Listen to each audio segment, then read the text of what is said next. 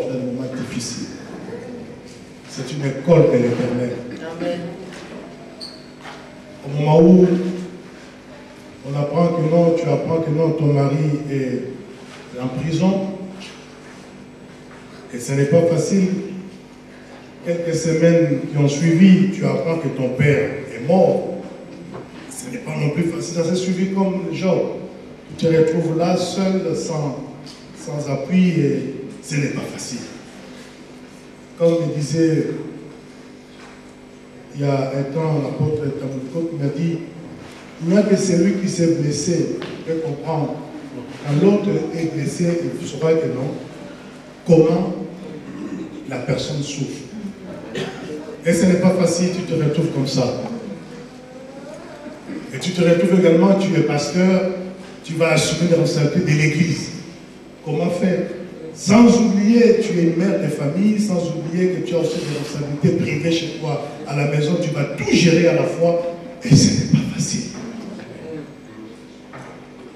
Et personne ne peut comprendre un certain nombre de choses. Mais d'autres sont là seulement pour voir des choses négatives comme c'est à l'accoutumée. Bravo pour vous, frères et sœurs de l'Église, tout le monde qui l'a soutenu, et Dieu puisse vous le rendre au sentier. Et je voulais seulement dire à l'Église, Dieu m'a beaucoup instruit, il m'a beaucoup parlé. Comme disait un homme, disait à chaque fois, fais semblant de mourir pour savoir qui sont les véritables amis. Et pour moi, c'est une expérience. Et j'ai compris maintenant beaucoup de choses. Quelquefois, Dieu peut nous arracher dans un certain nombre de problèmes. Il crée des problèmes pour résoudre certains problèmes et pour que nous puissions également comprendre. Et je sais que j'ai compris beaucoup de choses. Mais ce que je peux dire à l'Église, ne rendez pas le mal au mal. Non. Non. Ça ne sert à rien. Non. Ça ne sert à rien de rendre le mal au mal. Ce que vous pouvez faire, la Bible nous dit, si la main est une occasion de chute pour toi, tu peux mieux la couper. Oui. Vaut mieux prendre des distances, éviter un certain nombre de fréquentations. Amen.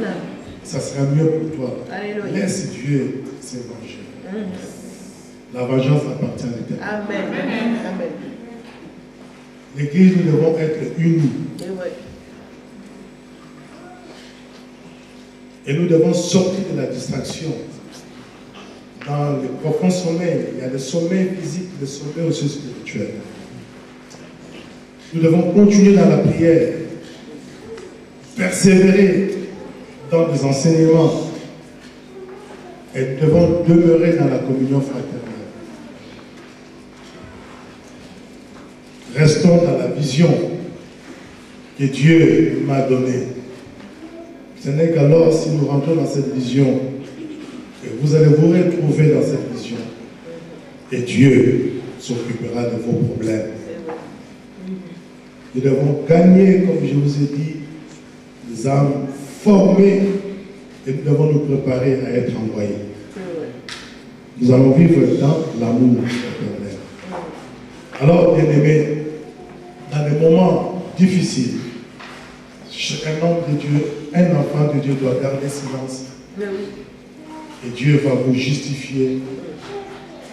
Et les derniers mots de ta vie, ne l'oublie jamais, appartient à l'Éternel. Amen. Nous allons tenir debout.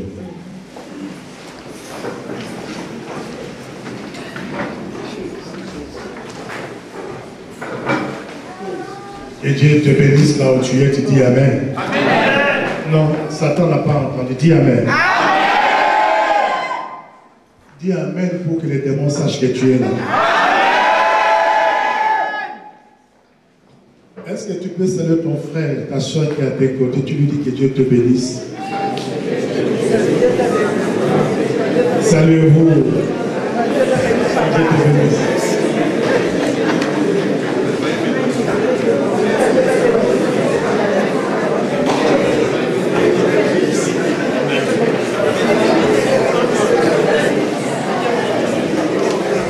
Est-ce que tu peux dire Amen? Amen. Est-ce que tu peux dire très fort Amen? Merveilleux c'est Dieu.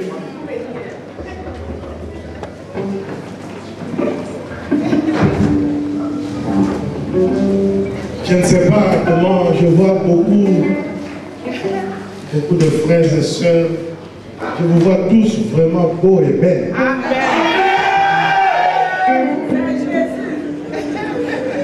Je vois que vous avez quelques kilos.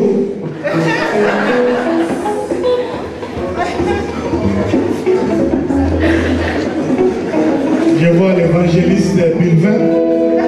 Et Dieu te bénisse, maman Élise. Je salue la présence de tous les hommes de Dieu.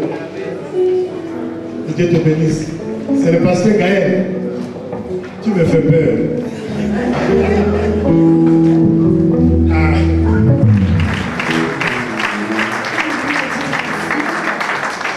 Au nom de toute la jeunesse, on veut te dire merci pour tout. Nous sommes heureux de te revoir. Que Dieu te bénisse encore. Que tu puisses encore avoir la force de pouvoir encore prêcher, de continuer à être encore un bon témoignage pour tout à chacun. Alléluia. Et que Dieu te bénisse encore. Amen.